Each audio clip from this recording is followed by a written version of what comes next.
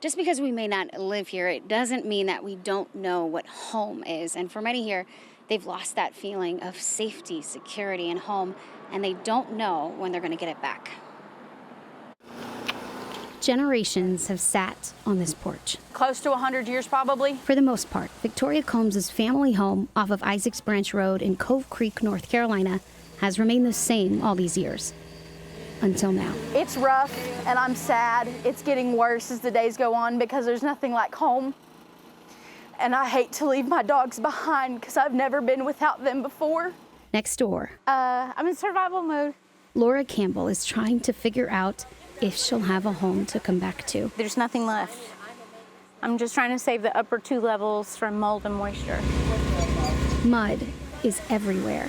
Not only did Hurricane Helene destroy her home, but her dog boarding business. I'm tough. I'm 7th generation Watauga County, so we're tough. Their little mountain community has always been remote, but they've never been quite so cut off before. I've never lived anywhere else at all, so we're just ready to come back home. We don't have a bridge.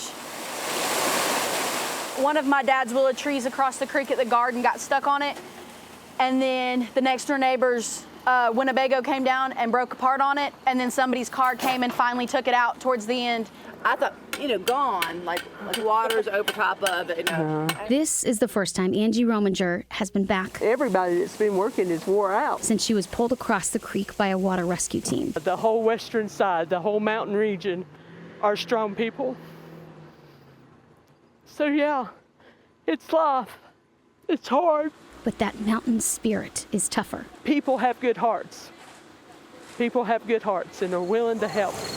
Good hearts and a little something else. One of my neighbors, Scott Clark, said off the wall, if we just had a boat.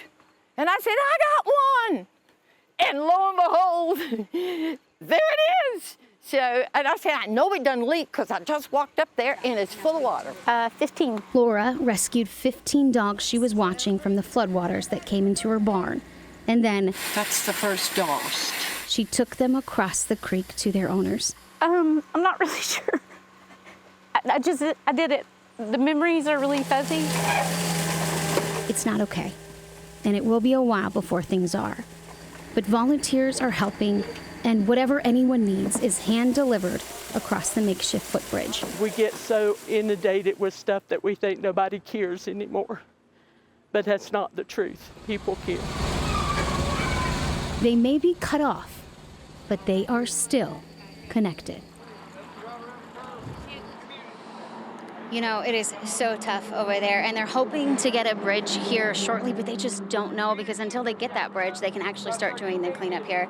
And Ryan, you heard, people care, and I think that's what we can do in situations like this. It's devastating, but as long as we care and show up, that can help make a difference for these people who need it. So many people caring right now, and people caring also for the four-legged friends too, as their family members as well, and also the livestock that we can't forget about for the many folks up here that have that as their livelihood as well, as we're trying to take care of them. Maureen, incredible stories as always, all of the amazing stories from up here on the mountain.